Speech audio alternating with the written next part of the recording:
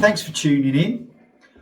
What I'd like to look at today with you all is using the pentatonic scale to create some very simple ideas on rhythm and blues soloing.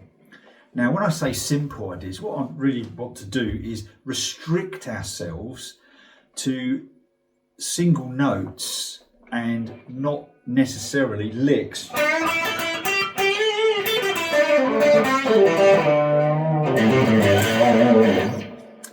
Like that.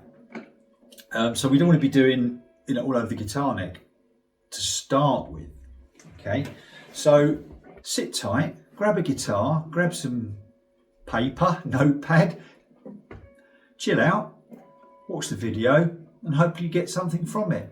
Okay, see you in a minute. Okay, so here we are. The first thing we'll do is recap on the A minor pentatonic scale. Now, I'm sure all of you know this by now, but we'll just go through it. So the notes of the pentatonic scale in A minor start on fret 5 of the low E string, and we go A, C, D, E, G. And then of course they repeat. A, C, D, E, G, A, C.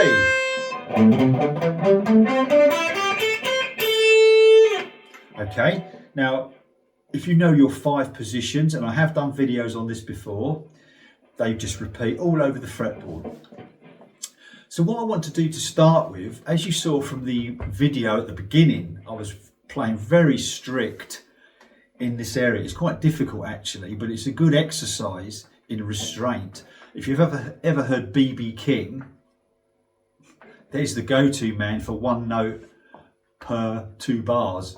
Okay, so I just want to show you the areas that I was using here. So what I was basically doing was using the A note on the 7th fret of the D string. Okay, the C note here. Now the thing about the C is when you're playing over an A7, it's actually a major third. So more often than not, if you're doing a passing note, it's fine. But if you land on it over it sounds a bit dodgy. So what often we do is we'll bend it up almost to a major third, but you get a kind of idea. So the notes I was using was the G here, A, C, D and E. Okay, so that's A on the D string, sorry, G on the D string, C on the G string, D on the G string, and then E on the G string. Okay? Now, as we change chord, each of those same notes has a different relationship with the chord. Okay? So in A, as an A7, A is the root, G is the flat 7, C is the minor third, and we've spoke about that. But if we bend it up slightly, we get a major third, and D is the 4th, okay, and then E is the 5th. Okay, so that relationship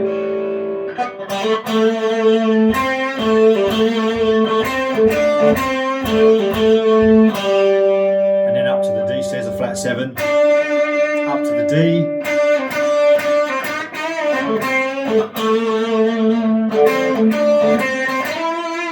to the 5, back to the 4, back to the root,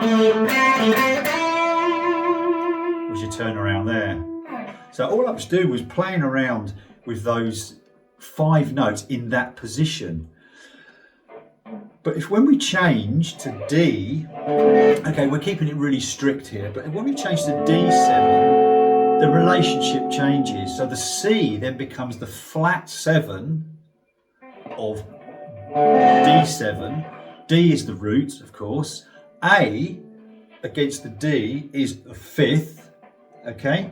So if I play A, that's the 5th of D, and E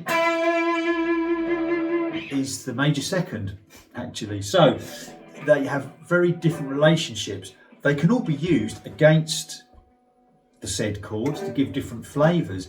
What I was trying to do there was just use the root and the flat 7 predominantly. Okay, and of course when you change to E7, the relationship changes again. As I said, I'm using the root, maybe the flat 7. So in E,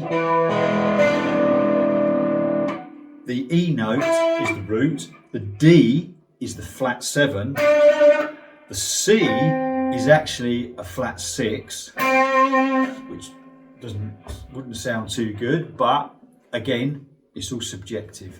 The G against the E is a minor 3rd. Okay, so they all have different relationships, and of course the A is the 4th of E. So, but I was keeping it.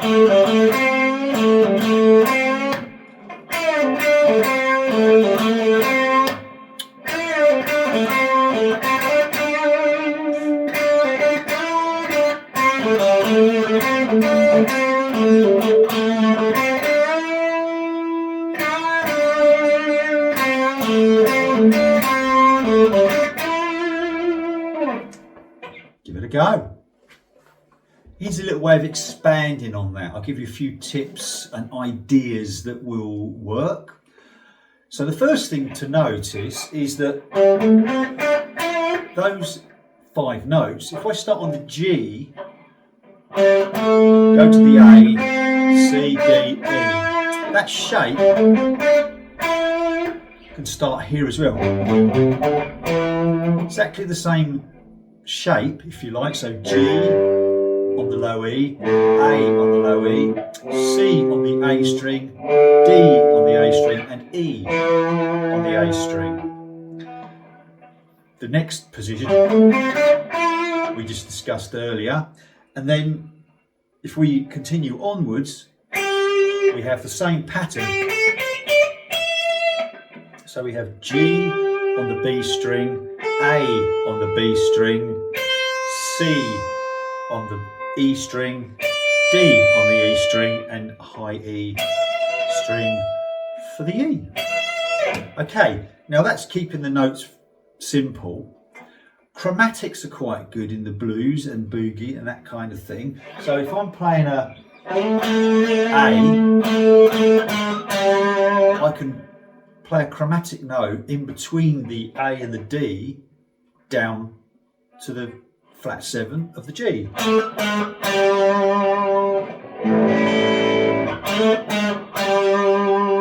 Okay, subsequently, when I go to the D, there's my D, I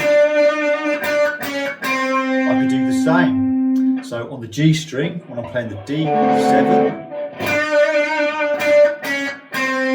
I can play the in-between note there on the 6th fret of the G string. And when I come to the E,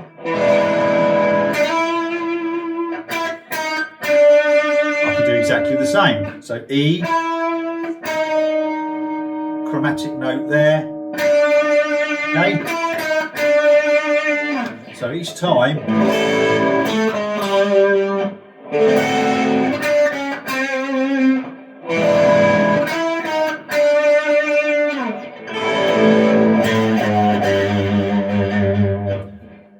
in all the positions, of course.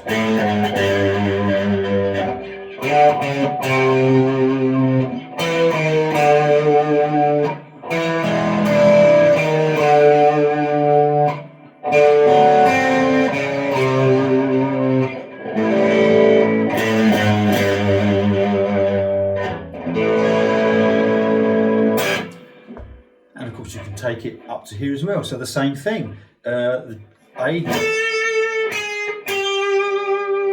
D, E.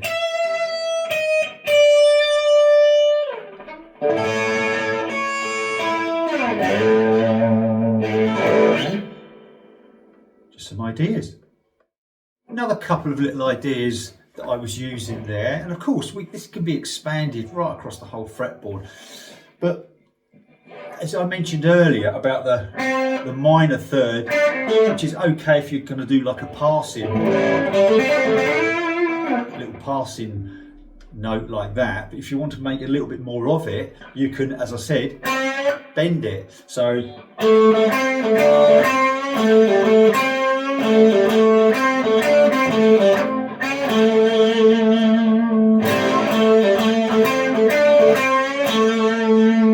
I'm just bouncing between the C and the D.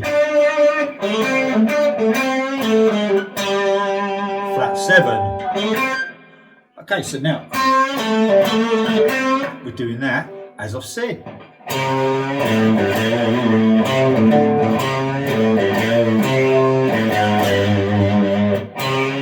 We can bend that up. I mean, you've heard that in plenty of tunes, I'm sure.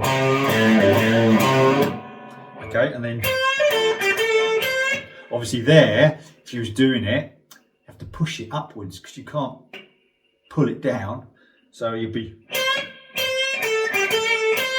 and it doesn't have to be a targeted absolute note, because as I've said in some of my other videos, the blues is very much of a melting pot of ideas, and you get what I call moody bends. So you don't quite make the note, you don't sit on it, because if you sat on it and the note was off, it would sound a bit off. But you, as a passing note, you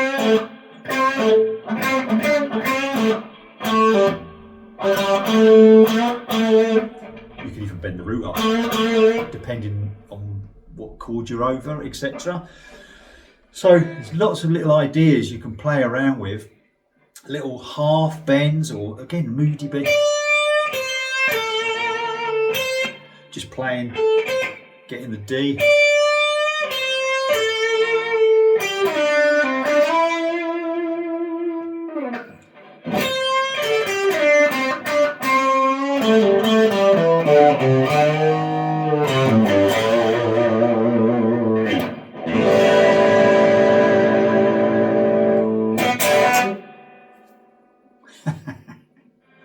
What I could also do is bend the D up to the E when I'm in the A situation.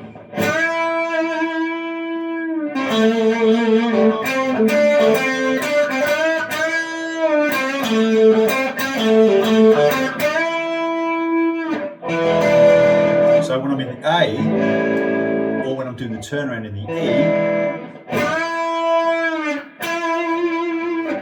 I can hit the E by bending the D note up to the E. And E is the fifth of A. So it all works.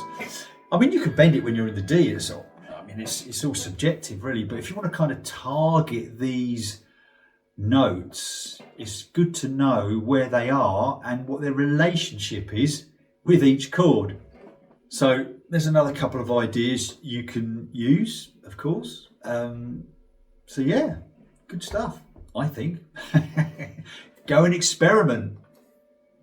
Well, I hope you enjoyed the video and you got something from it, as always. If you enjoyed it and you liked what you saw, give us a like. Please leave a comment. And most importantly, subscribe to the channel if you haven't already. It all helps. So thank you very much for watching. I'll see you on the next one. Bye.